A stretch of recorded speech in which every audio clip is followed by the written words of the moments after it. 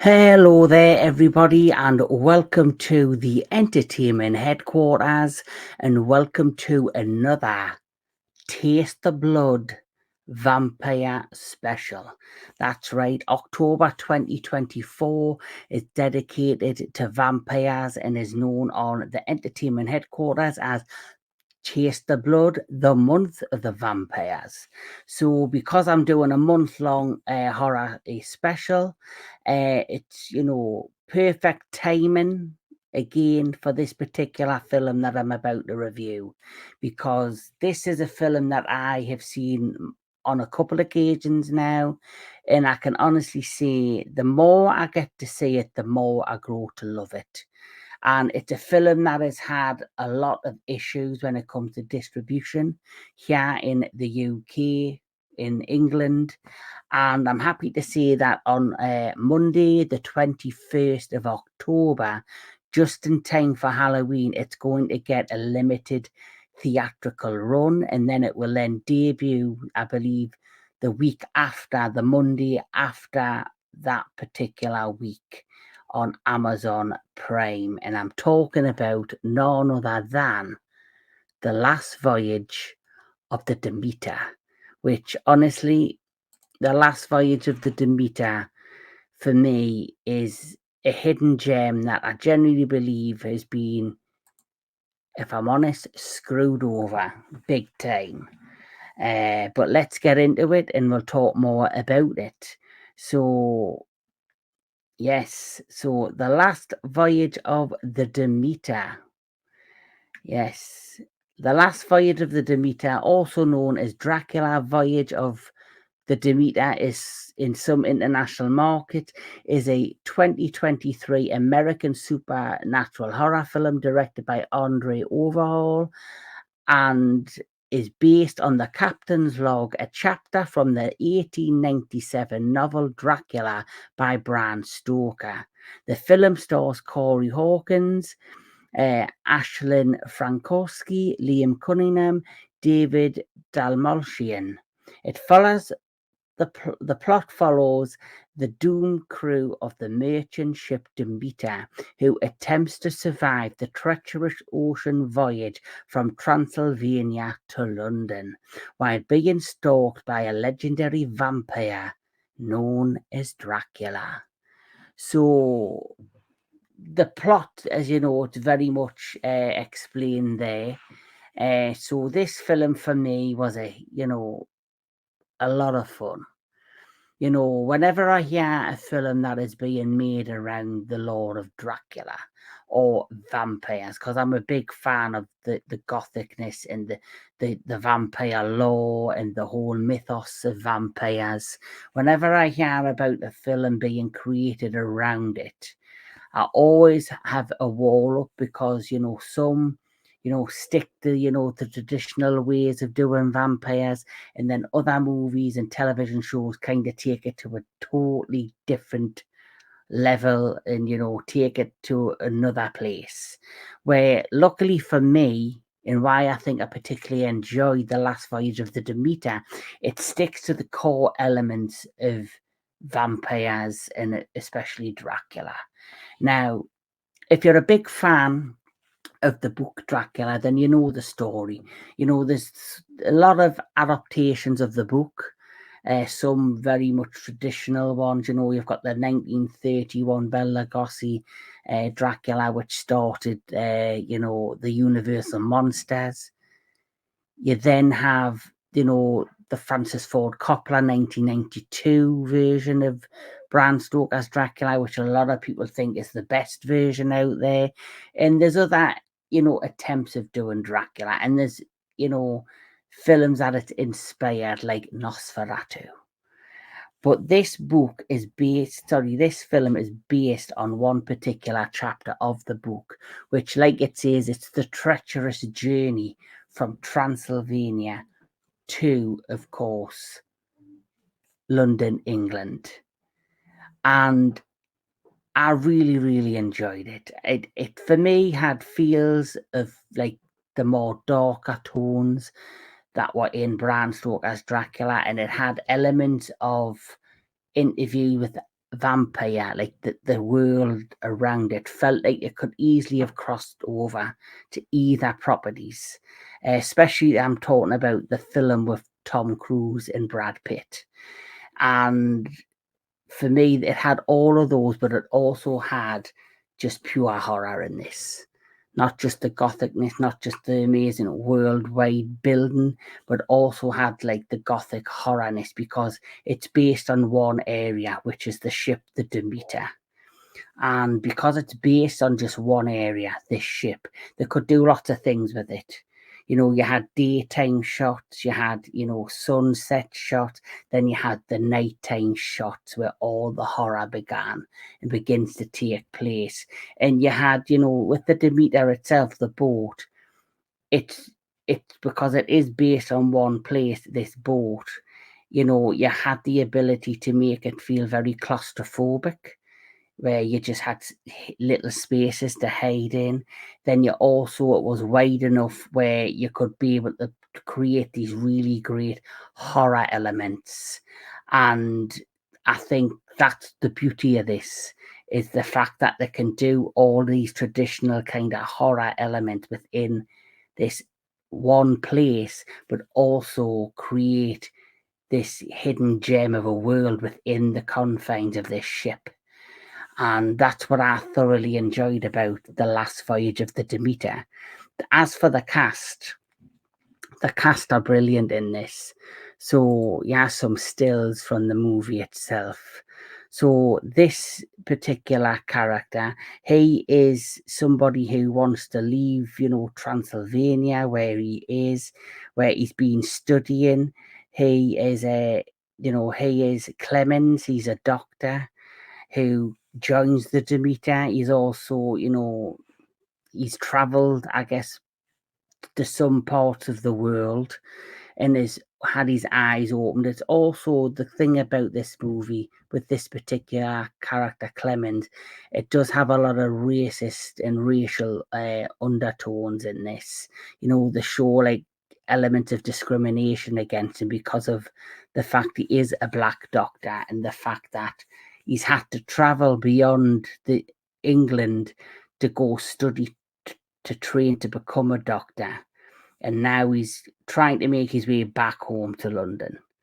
And he sees things. He is heavily involved in the plot of this movie. I don't really want to give away spoilers because, the plot synthesis is all about the fact that this is, yes, it's a Dracula movie, but for me, it's more of a horror movie. It's more of a monster movie.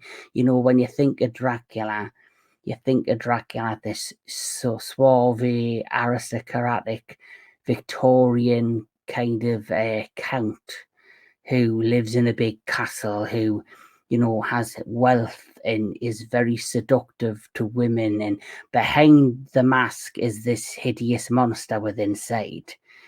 And the thing about this, The Last Voyage of the Demeter, you don't see that side of Dracula. You only see the monstrous side of Dracula. We did have clips of Dracula in the Bram Stoker's, the Francis Ford Coppola version, where they had in the 1992 version like a quick flash of scenes when he's traveling the oceans on the Demeter, and you're seeing him hibernating within the coffins that are full of dirt on the ship. Then he suddenly awakens and has this appetite, this hunger to feed.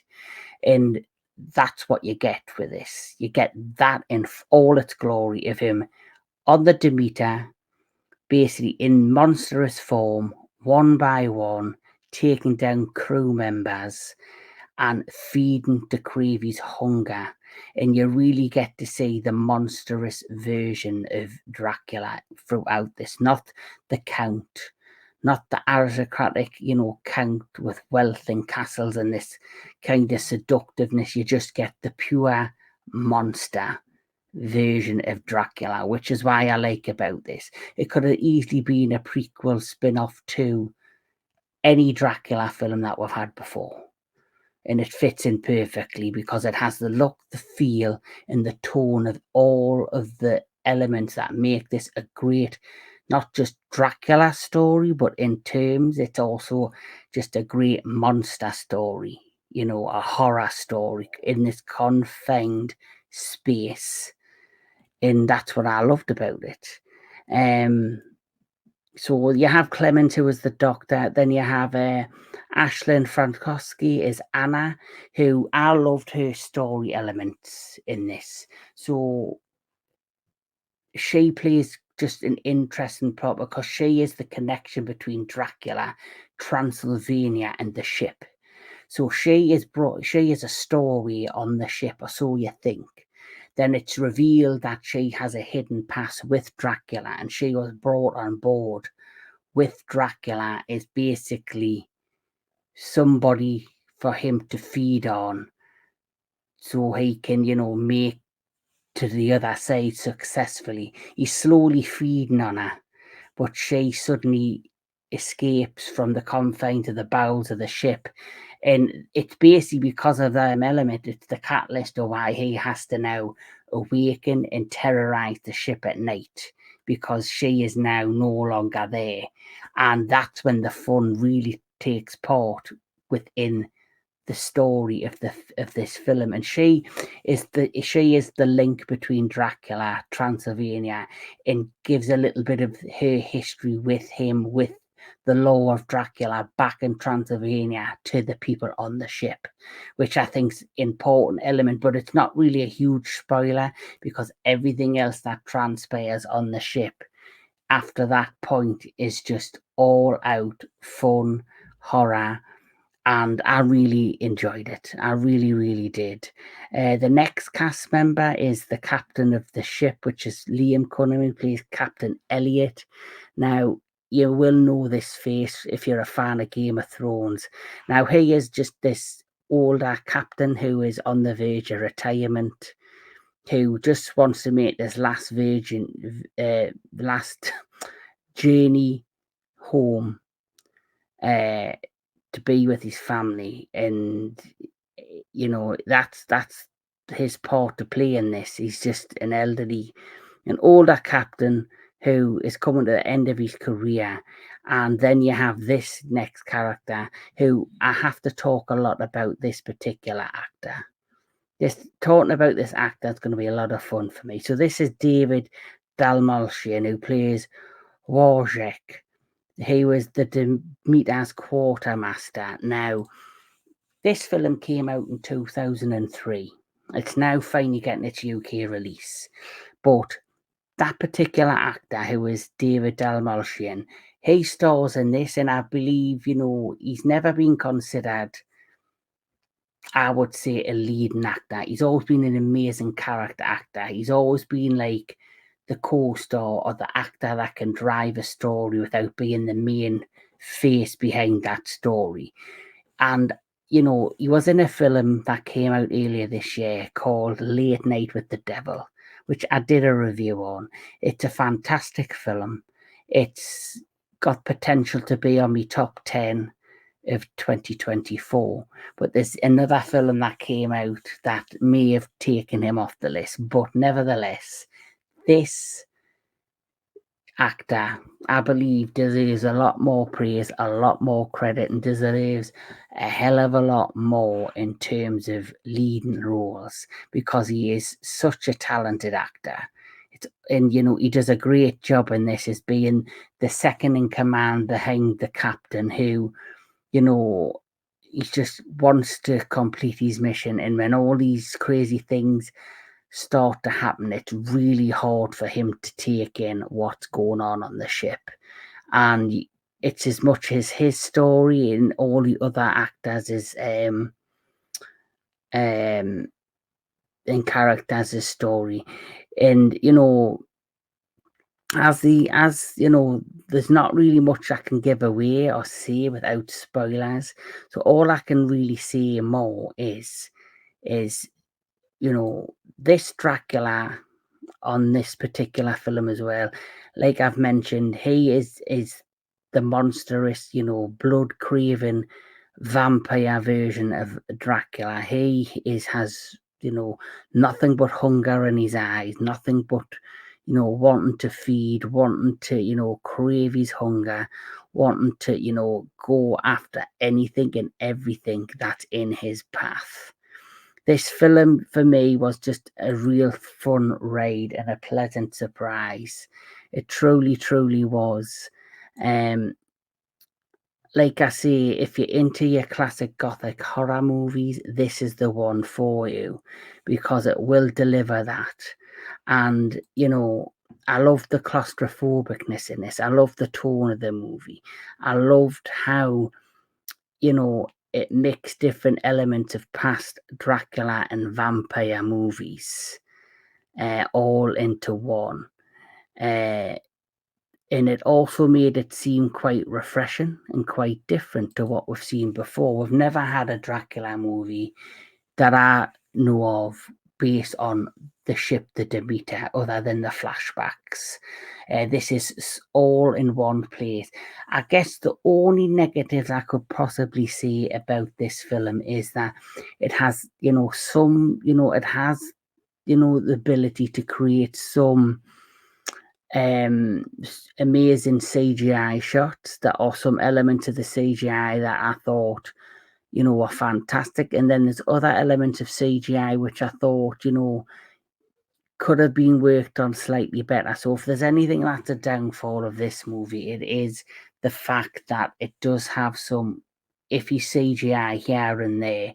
But the story alone, the amazing cast, and the fact that it's a refreshing chapter within the arc and the story of Dracula that we haven't seen on the big screen before makes this a fun movie. And I really applaud everybody in the UK to go out and see this of the week of Halloween. You've got Terrifier out there that's doing really well. You've got the new Salem's Lot that's also being screened in the UK, which if I had to choose a vampire film to see over the Halloween weekend, outside of Terrifier, the vampire film I would go see is this one, The Last Voyage of the Demeter, because like I say, it's this amazing retelling or amazing chapter, of part of Dracula's story in the confines of one space that brings all the horror elements, brings this claustrophobicness, brings this refreshingness to the tale, and it can bring some really great horror elements and some amazing bloody kills. That's another thing that this had. It had some great graphics when it came to the kills and the deaths of its crew members as Dracula's picking them off one by one, which is also a great thing to see, this monstrous version of Dracula in basically this feral, just thirst for blood version that just will not hold back and has nothing but death in his eyes, and I love those elements. And yeah, it's just one quick spoiler of one of the deaths that we do see happen within the film and the story of The Last Voyage of the Demeter.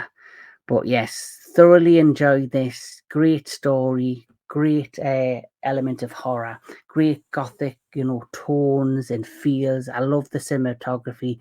The cast was brilliant. David Dastmalchian, like I say, he's underrated. He deserves to have more leading parts in films. He deserves to be a leading actor. For me, he's an actor that any role he gets cast in, he probably would do no wrong in. He very much reminds me of, a younger, upcoming, what's he called? He minds went blank. A young, upcoming, I'll get there. His name's on the tip of my tongue. Got it. William Dafoe. There you go. He's very much for me a younger, upcoming version of William Dafoe, an actor, a character actor that who, given the right role, can do amazing things in. And William Dafoe, I think any role he's been cast in, he's done brilliantly in. And I think David Dastmalchian is very much the similar kind of actor. A pleasant thing that happened at the end of this movie is that the end scenes, for me, it kind of leaves off where you could have took this into a different direction and could have spanned this off into a potential, series of films. Because, as you know, if anyone does know the book Dracula and the Dracula story, things don't end well for the crew of the Demeter, and of course it leads off to Dracula going to London and things transpiring, which leads it, which, if you've read the book of Dracula or seen any of the films, the story there where with Renfield, Lucy, Mina, Hawker, the backstory of all that. This film, the way it ends, could have led into that or took it to a different direction altogether, which was very exciting to see. But unfortunately, I doubt we're going to see the outcome or see where it could go next.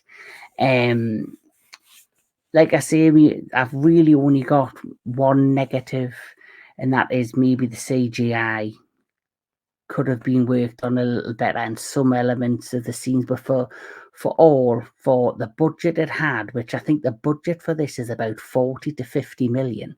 So I think for a budget of 40 to 50 million, they did a really damn good job in terms of tone, look, feel, costume, cinematography, casting, all of it. For me, they did a pretty damn good job. And I really think it's a film that's underrated, a film that deserves a lot more praise and deserves to be looked at a lot more. And I'm hoping, like a few of my friends have said, that down the line, the Last Voyage of the Demeter becomes a cult classic down the line. And I hope it does, because it is a film that, deserves, like I say, to be looked at a lot more, viewed a lot more, and hopefully throughout the month of Halloween and the week of Halloween that, people tune in and give this film a go, especially considering the issues it had with its distribution here in the UK.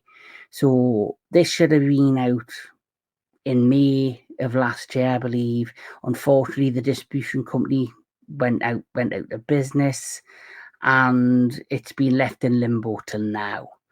And it's finally arriving. So, with all that said, the Last Voyage of the Demeter, if I'm going to rate this, I'm going to give this a high rate, and I'm going to give this 8 out of 10. Like I say, it's lost a couple of points because some of the CGI, I think they could have worked on better. But like I mentioned before, story's fantastic.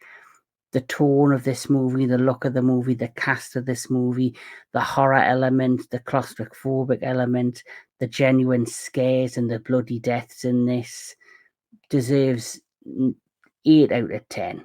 But that's just my opinion of The Last Voyage of the Demeter. What's your opinion of The Last Voyage of the Demeter? And also, what's your opinion of the cast I've mentioned? Have you seen them in anything else outside of Late Night with the Devil with David Dastmalchian? And he also, I remember him having them scenes in, I think, The Dark Knight, where he played the obsessed fan of the Joker. Thought he was brilliant in that as well. Corey Hawkins, Liam Cunningham. Also, what's your opinion of the director of this? Have you seen much more of his work, and is there any of his films outside of this one you would recommend? But that's all I can say about The Last Voyage of the Demeter. We've got lots more coming on the channel for Taste the Blood, the month of the vampire. This Friday on the 18th, I am doing the franchise discussion on Subspecies, which is an absolutely amazing, underrated vampire film series.